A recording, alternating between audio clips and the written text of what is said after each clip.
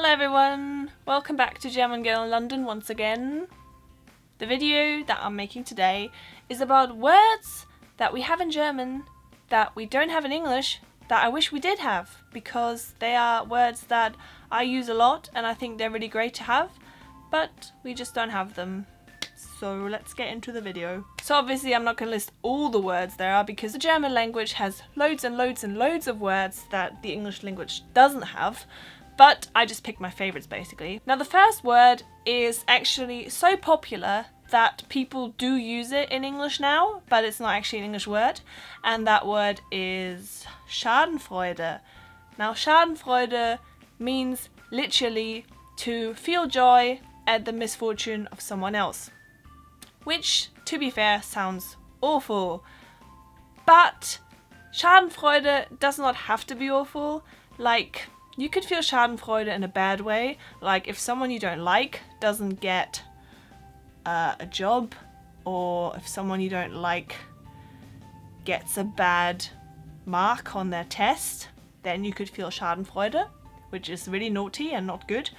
But you could also just feel schadenfreude if your friend steps over something and falls but doesn't get hurt, you know, just like a playful schadenfreude. We all laugh when our friends fall over and they don't get hurt, right? So that's what you would call schadenfreude. Very useful word. Wish we had an actual English word. The next word is also one of my favourites, and it's Fernweh, which basically is the opposite of being homesick.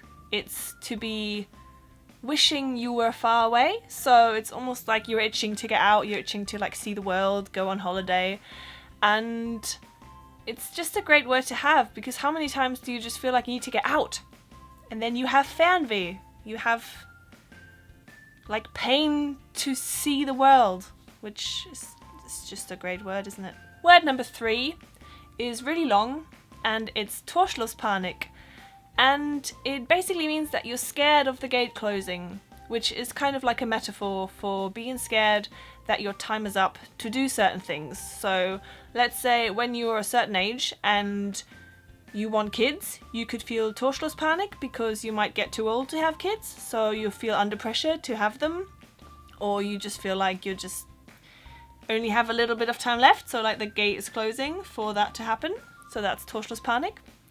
Not a really positive word, but still a good word to just have to describe when you just feel like your time is running out to do something, right? Because that's a really hard way to say something.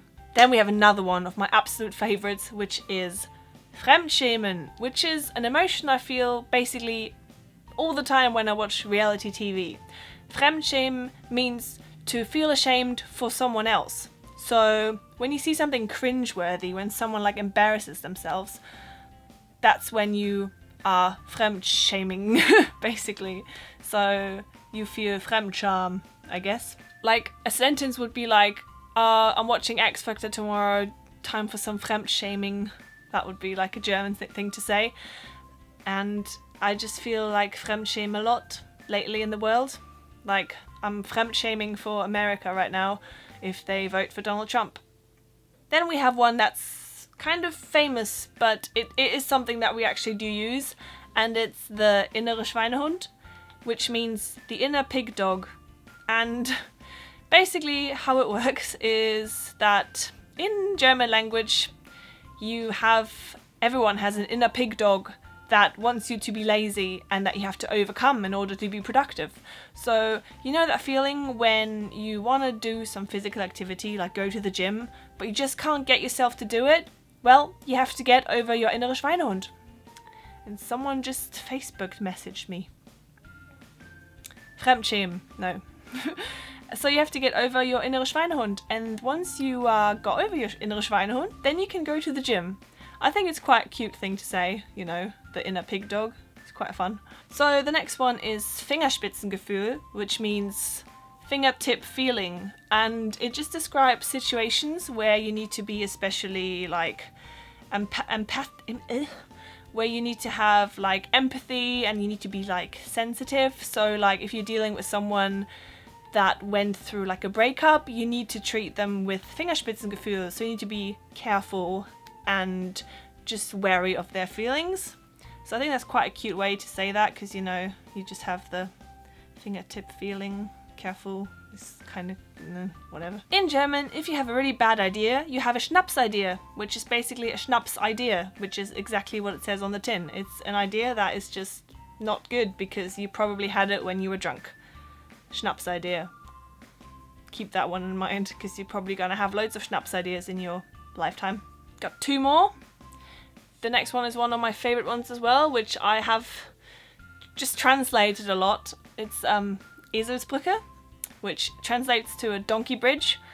And like I said, I've used this word a lot. I've just said to my friends, like, you have to make a donkey bridge. And they look at me like, a donkey bridge, or a Eselsbrücke in German, is just when you connect words to images, kind of, in order to remember something.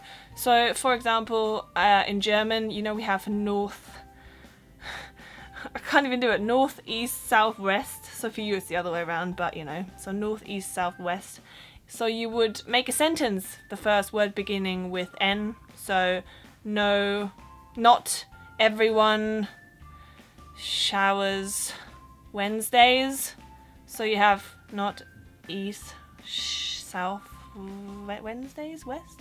So that would be a donkey bridge, because you just made up something like images or new words to remember something else. So I don't know why we call it a donkey bridge, but I guess it's to bridge your new thought with what you tried to remember.